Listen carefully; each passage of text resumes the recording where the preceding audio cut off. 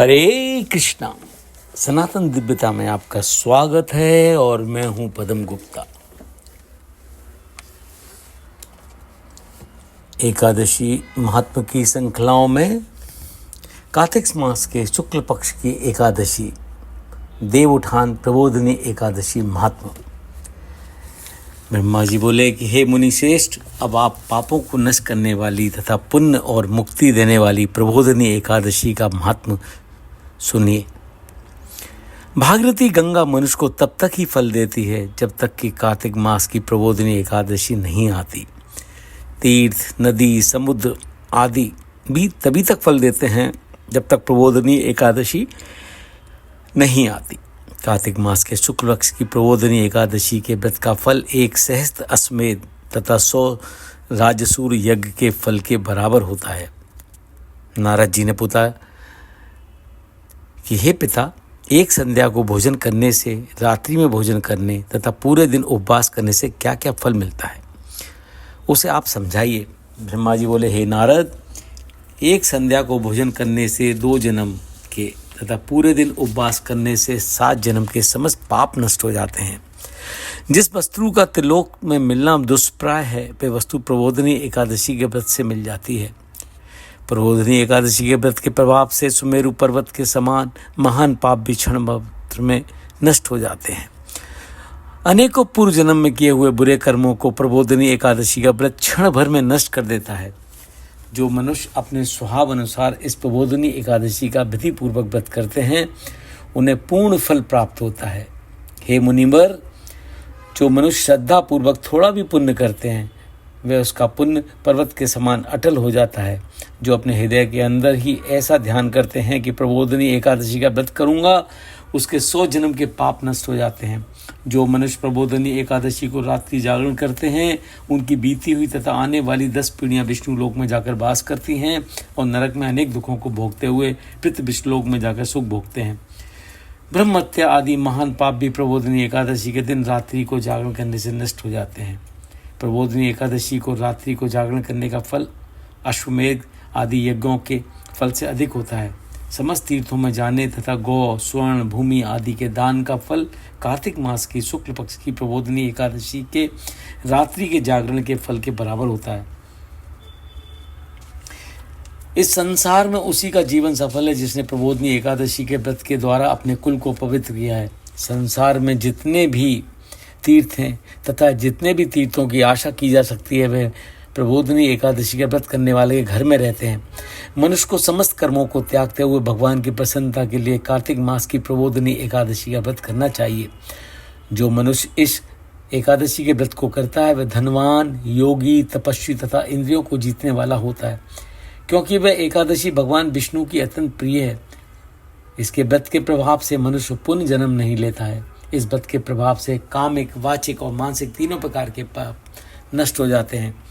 इस एकादशी के दिन जो मनुष्य भगवान की प्राप्ति के लिए दान, तप, होम, यज्ञ आदि करते हैं, उन्हें अक्षय पुण्य मिलता है। प्रबोधिनी एकादशी के दिन भगवान की पूजा करने से बाल, यौवन और वृद्धावस्था के समस्त पाप नष्ट हो जाते हैं। इस एकादशी की रात्रि को जागरण करने का फल सूर्य ग्रहण के समय स्नान करने के फल से सहस्त्र गुना अधिक होता है। मनुष्य जन्म से लेकर जो पुण्य करता है, वह पुण्य प्रबोधिनी एकादशी के व्रत के पुण्य के सामने व्यर्थ हैं। जो मनुष्य प्रबोधिनी का व्रत नहीं करते, उनके समस्त पुण्य व्यर्थ जाते हैं। इसलिए हे नारद, तुमको भी विधि पूर्वक विष्णु भगवान की पूजा करनी चाहिए। जो मनुष्य कार्तिक मास में धर्मपरायण होकर अन्य व्यक्तियों का अन्न नहीं खाते, उन्हें चंद्रायण व्रत का फल मिलता है। कार्तिक मास में भगवान दान आदि से उतने प्रसन्न नहीं होते जितने कि शास्त्रों की कथा सुनने से प्रसन्न होते हैं। कार्तिक मास में जो मनुष्य भगवान की कथा का थोड़ा बहुत पढ़ते हैं या सुनते हैं, उन्हें 100 गौ के दान का फल मिलता है। जो मनुष्य अपने कल्याण के लिए विष्णु भगवान की कथा सुनते हैं, वे अपने कुटुंब का उद्धार करके 1 सहस्त्र गौदान का फल पाते हैं। जो मनुष्य प्रबोधिनी एकादशी के दिन विष्णु की कथा सुनते हैं, उन्हें 7 दीपों के दान का फल मिलता है। जो विष्णु की भक्ति पूर्वक कथा सुनते हैं तथा कथा कहने वाले ब्राह्मण को यथोचित पूजा करते हैं तथा उन्हें संतुष्ट करते हैं, वे उत्तम लोक को जाते हैं। इस पर नारद जी बोले कि हे ब्रह्मा जी, अब आप एकादशी के व्रत का विधान कहिए और कैसा व्रत करने से कौन सा पुण्य मिलता है, यह भी समझाइए। ब्रह्मा जी बोले कि हे नारद, इस एकादशी के दिन मनुष्य को ब्रह्म मुहूर्त में उठना चाहिए और नदी, तालाब, कुआं आदि पर स्नान करके व्रत का नियम ग्रहण करना चाहिए। उस समय भगवान से विनय करनी चाहिए कि हे भगवान, मैं आज मेरा निराहार रहूंगा और दूसरे दिन भोजन करूंगा, इसलिए आप मेरी रक्षा करें। इस प्रकार विनय करके भगवान की पूजा करनी चाहिए और व्रत प्रारंभ करना चाहिए। उस रात्रि को भगवान के समीप गीत, नृत्य, बाजे तथा कथा कीर्तन से समय व्यतीत करना चाहिए।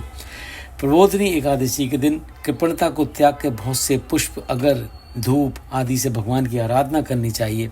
शंख के जल से भगवान को अर्घ्य देना चाहिए। इसका फल तीर्थदान से करोड़ गुना अधिक होता है। जो मनुष्य अगस्त पुष्प से भगवान की पूजा करते हैं उनके सामने इंद्र भी हाथ जोड़ता है। कार्तिक मास में जो बिल पत्र से भगवान की पूजा करते हैं उन्हें अंत में मुक्ति मिलती है।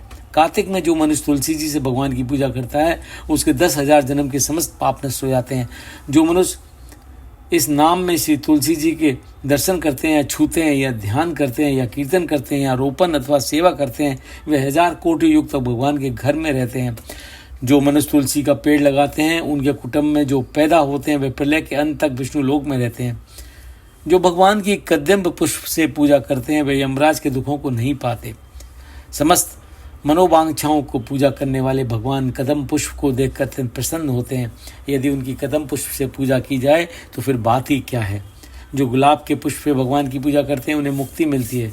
जो मनुष्य बुकुल और अशोक के फूलों से भगवान की पूजा करते हैं वह अनंत काल तक शोक से रहित हो जाते हैं। जो मनुष्य विष्णु भगवान की सफ़ेद और लाल कनेर के फूलों से पूजा करते हैं उन पर भगवान अत्यंत प्रसन्न होते हैं। जो मनुष्य भगवान विष्णु की दूर्वाचल से पूजा करते हैं वे पूजा के फल से 100 गुना फल अधिक पाते हैं। जो भगवान की शमी पत्र से पूजा करते हैं वे भयानक यमराज के मार्ग को सरलता से पार कर जाते हैं। जो मनुष्य चंपक पुष्प से भगवान विष्णु की पूजा करते हैं वे आगमन के चक्र से छूट जाते हैं। जो मनुष्य स्वर्ण का बना हुआ केतकी पुष्प भगवान पर चढ़ाते हैं उनके करोड़ों जन्मों के पाप नष्ट हो जाते हैं। जो पीले और रक्तवर्ण कमल से सुगंधित फूलों से भगवान की पूजा करते हैं उन्हें श्वेत दीप में स्थान मिलता है। इस प्रकार रात्रि में भगवान की पूजा करके प्रातःकाल शुद्ध जल की नदी में स्नान करना चाहिए। स्नान करने के पश्चात भगवान की प्रार्थना करते हुए घर आकर भगवान की पूजा करनी चाहिए। इसके बाद व्रत के लिए ब्राह्मणों को भोजन कराना चाहिए और दक्षिणा देके मीठे वाक्यों द्वारा उनको विदा करना चाहिए। इसके उपरांत भोजन, गौ और दक्षिणा से गुरु की पूजा करनी चाहिए और ब्राह्मणों को भूरी सी दक्षिणा देकर नियम को छोड़ना चाहिए। ब्राह्मण को रात्रि में भोजन करावे, स्वर्ण सहित बैल दान करना चाहिए। जो मनुष्य रात्रि स्नान करते हैं उन्हें दही और शहद दान करना चाहिए। जो मनुष्य फल की आशा करते हैं उन्हें फल दान करना चाहिए।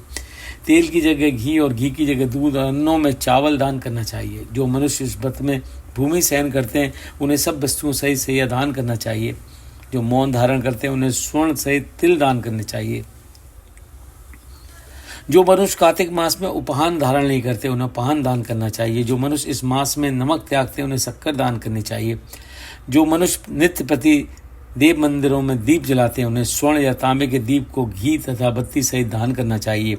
जो मनुष्य चातुर्मास व्रत में किसी वस्तु को त्याग देते हैं उन्हें उस दिन से पुनः ग्रहण करनी चाहिए। जो मनुष्य प्रबोधिनी एकादशी के दिन विधि पूर्वक व्रत करते हैं उन्हें अनंत सुख मिलता है और अंत में स्वर्ग को जाते हैं। जो मानव चतुर्मास व्रत को बिना किसी विघ्न के पूरा कर देते हैं उन्हें दोबारा जन्म नहीं मिलता।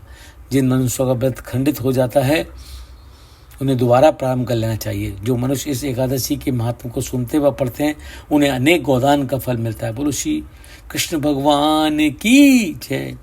कृष्णाय वासुदेवाय हरे परमात्मने प्रणत क्लेश नाशाय गोविंदाय नमो नमः। कृष्णाय वासुदेवाय। हरे कृष्णा।